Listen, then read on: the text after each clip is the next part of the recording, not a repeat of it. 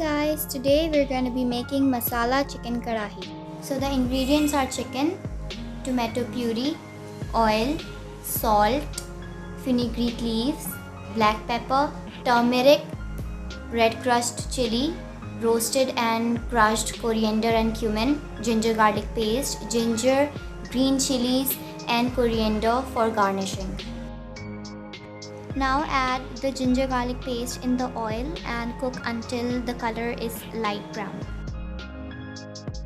Once the color is light brown, add the chicken and then mix it together. Now you have to cook the chicken until it's golden brown.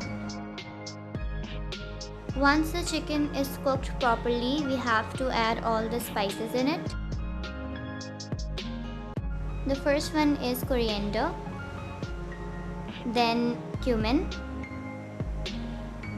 red crushed chili, and then turmeric. Mix it well together and then add salt as per taste.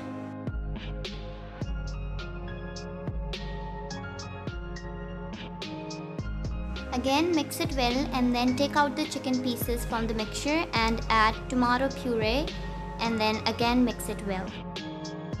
Now cook the tomato puree for 15 minutes on low flame. Once the tomato puree is cooked, add the chicken pieces you prior took out.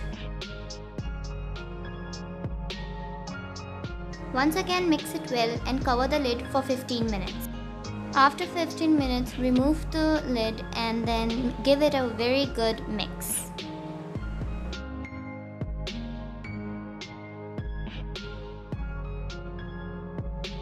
After this, add the remaining spices like black pepper and fenugreek leaves.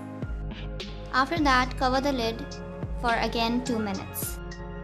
After removing the lid, give it a good mix again so that all the spices are well mixed.